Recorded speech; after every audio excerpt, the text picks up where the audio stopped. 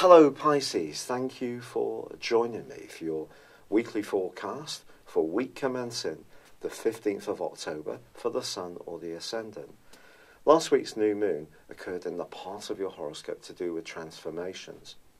These can occur in a very spiritual, psychological way. Some mysteries may have been revealed. If you're interested in personal development, you may have been really embracing a self-help book, or perhaps even things like astrology, the tarot, and psychic phenomena.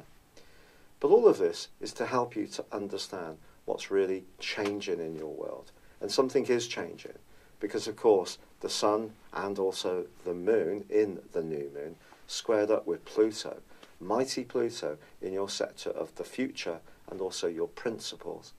Something's altering. It can also be in a very structural way around your finances, your future hopes and aspirations.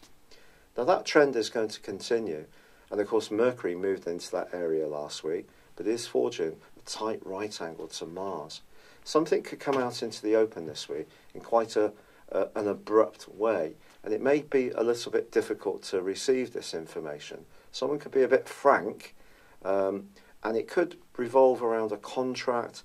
It may be that if you're travelling, some information comes up that surprises you, or it could be linked to your past. Some information to do with your past can really see you having food for thought. But keep the faith, Pisces, because by the end of this week, that 11th house of your horoscope, which is to do with the future, starts to cooperate brilliantly with the point in your situation, which is to do with your principles, to do with your desire to open up your world, to create a more varied existence, and also just to change, to evolve in a more positive, bright-minded way. And knowledge can be key to this. So what you learn by the end of this week is going to inform how you're feeling about your future. And I do feel that some kind of alteration is definitely possible before the end of this month, when you could find yourself embracing a new idea, a new concept, a new job, meeting someone completely spontaneously, or expressing your views in a bit more of a forthright way. But all of this can be very positive, and I'll tell you more next week. For now, good luck. I'd love it if you would like or comment on this video, or if you've yet to do so, please do subscribe to this channel. Thank you. Hello Pisces, thank you for joining me for your monthly forecast for October for the Sun or the Ascendant. I'm edging forwards on the schedule, but still not delivering these quite as much in advance as I would like, but thank you for bearing with me. This month begins with the Sun in the sign of Libra. Mercury's there too. This is an opportunity for you to think, because Libran energy, being air, is very much about the more intellectual processes we go through, to think through the potential for change in your life. Now, change is something that some people welcome gladly, and others of us find more challenging. Perhaps for a lot of people, we kind of go across both. We like a bit of change, but not at such a pace that it feels out of control. But I think you will be thinking about life beneath the surface, particularly in the first 9 days, because Mercury in the 8th house sees you much more concerned with what people mean rather than what they say. So a more penetrating insight can come through Mercury's journey in the first third of this month for you. But the Sun in this area is obviously the heart of our very being. So in a more practical sense, you may be thinking about investments, business, more enterprising strands, property. There may be something to do with real estate that you're juggling. If someone has sadly passed in your world, there may be legacies and wills to sort out. It's also possible that you're talking about the things you share jointly with someone else. So that could be a business enterprise, it could be a very close relationship in a personal context. Now that could be how you make spending decisions together. It could be more how you share intimacy, because the 8th house is about sex and reproduction. But also, on the second day of this month, there is a quarter moon with the Sun in Libra squaring up to the Moon in Cancer. Is someone being a bit clingy in your world at the moment, Pisces? If they are, and you're finding it hard to breathe, and you're going through some kind of change and they're not quite getting it, you may find that you want to resist them a little bit for a week. Then again, if you're finding the change difficult, are you holding on to something or looking to hold on to something? In a more complex way, there could be a romantic relationship, which is, the green-eyed monster is really showing itself across that week. Just be conscious of that. As ever with astrology, it's not one-way traffic. It's not just how it affects us, it's how we affect other people. That's the fascinating part of it. But you probably have heard about Venus's retrograde this month, and that begins on the 5th. Now, Venus, of course, is the planet of love, and in the 9th house of Scorpio, your sister water sign, it's about the truth of your relationships. But the retrograde can work out in so many different ways. It could see you rethinking an existing relationship. It may see you thinking about someone from your past. It may see you develop a more profound affection for someone, or it may see you moving out of a relationship. There is not one set outcome that's going to happen. And anyone who says there is just not being truthful, quite frankly. And of course, it's not just your zodiac sign, it's your natal horoscope, your draconic horoscope, and also your directions and transits that influence what's going on for you. So it's a complex influence, Venus retrograde, but one of the things it can influence that's less known is money. And with this energy in the sign of Libra, which is about resources, longer term resources, it's possible that some kind of contractual situation is being discussed, or a relationship to do with business where you need to come across in a good way to people. So integrity around relationships is vital for you on the back of this retrograde. Now on the 9th of the month, there's a new moon. So if you are wanting to launch a new business, get closer to someone who's really important to you, on the face of it, this would be a fine time to do so. But this is a very complex new moon because it feeds into Neptune, your modern ruler, which is in your sign at the moment. And you've got a bit of a toggle to do here between what's right for you, the individual, and what's right for some kind of unified approach. And sometimes that's hard to achieve.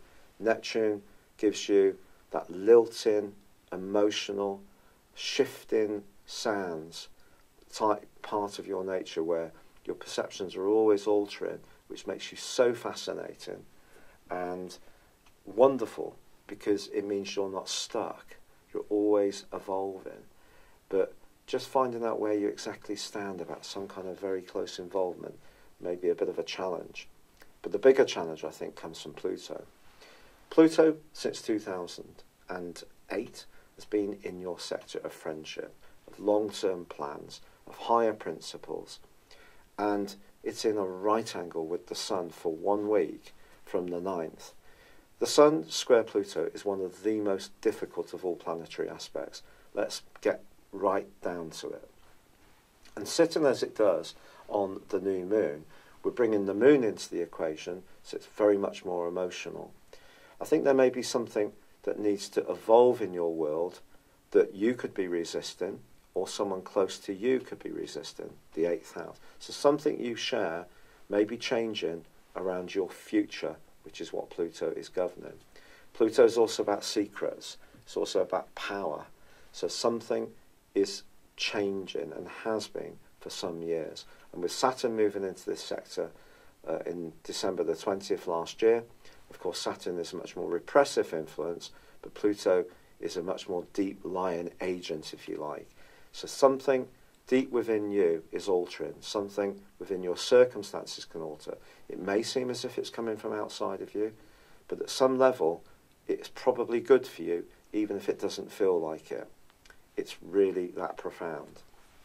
And this square suggests that something that you aspire to materially might not be good for you in a more spiritual way, or perhaps it's the other way around. You're resisting a more practical approach to life because you want to be more idealistic. So some kind of conundrum that you need to work out there. However, Mercury gives you some support on the 10th because it moves into Scorpio, so it creates a triplicity with your sign.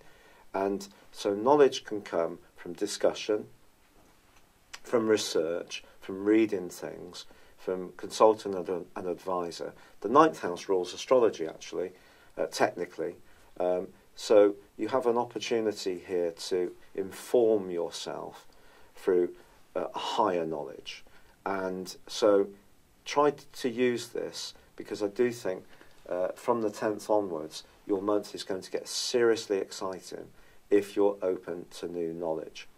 Because Mercury then goes on to forge an amazing angle with Pluto from the 20th through to the 25th, which can help you to make some penetrating connections. You could also travel. You could also link with people who thoroughly understand where you're coming from. But there is a quarter moon on the 16th in Capricorn, so in the 11th house. So once more, this potential for politics around groups or a close involvement is repeated, but just in a different way from the quarter moon of the 2nd. But I think Mercury is going to help you to make sense of it all.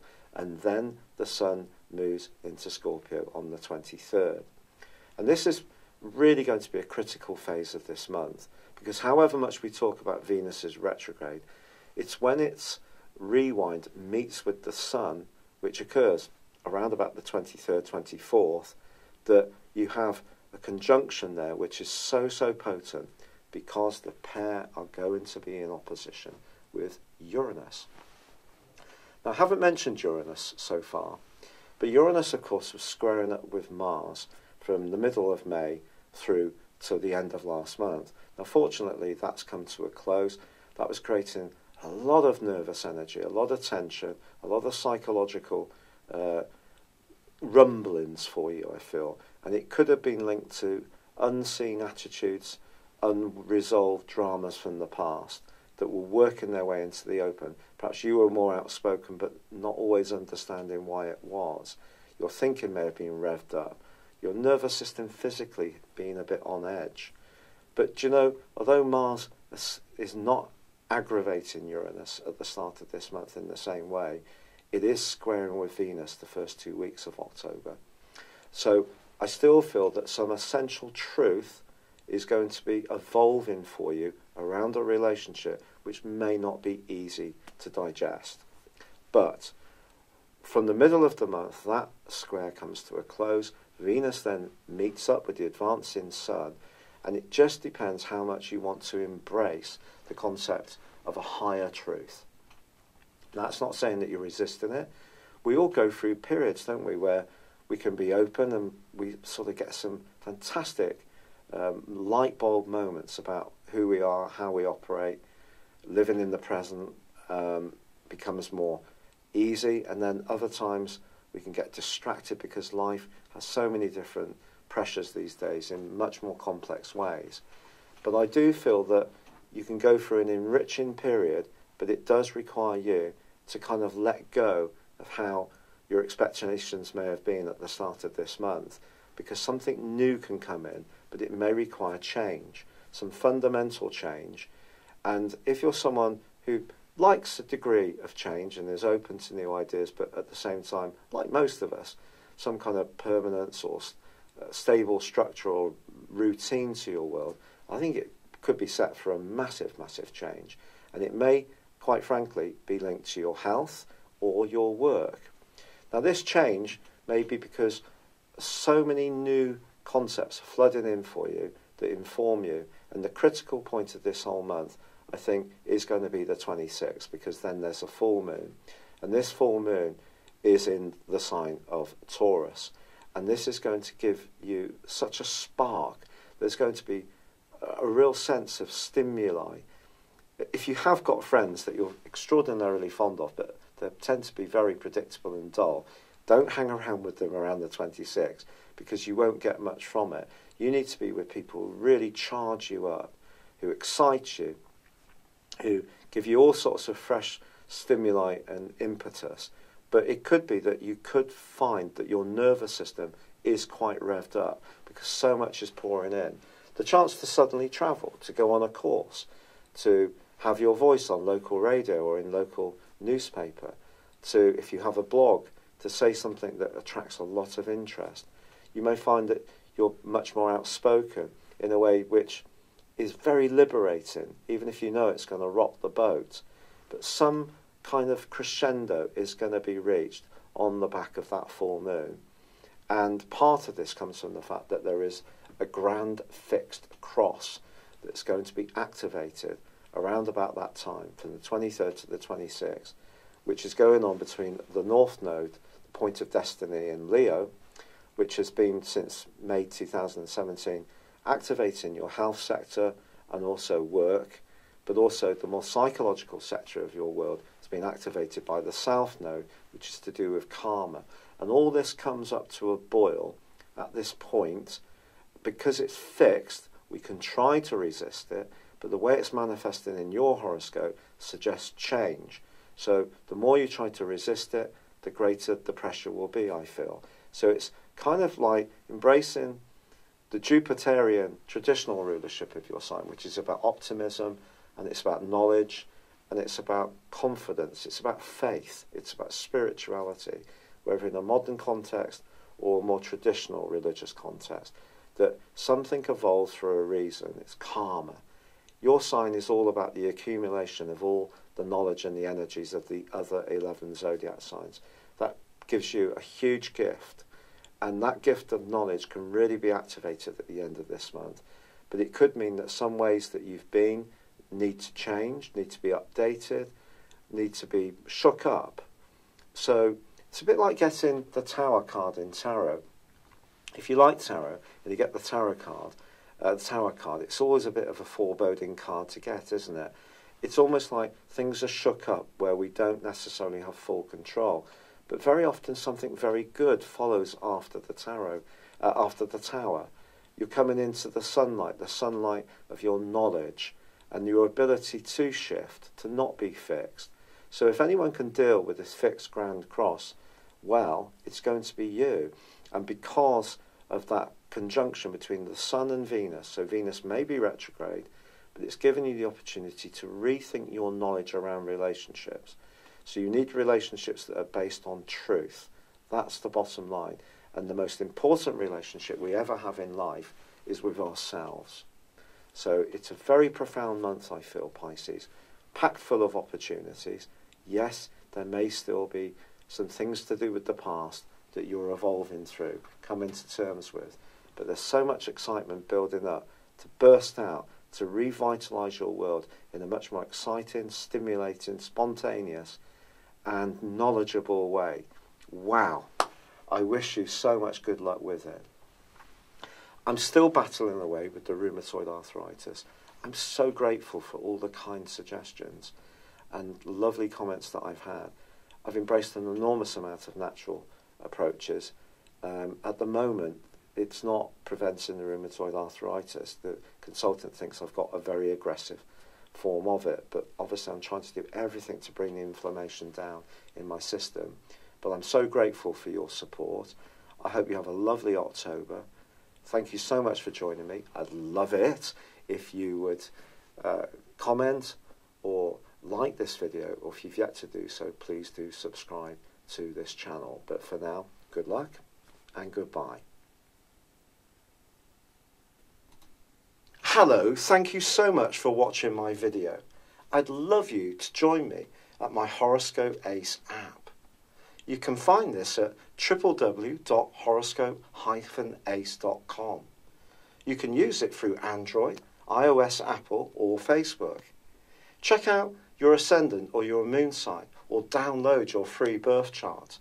There's all your favourite videos, plus there are daily, weekly, monthly and yearly horoscopes for general, love, Chinese and Indian astrology. If your passion is tarot, there's my brilliant 3-card money or love tarot readings too. And it's all there at www.horoscope-ace.com. Thank you.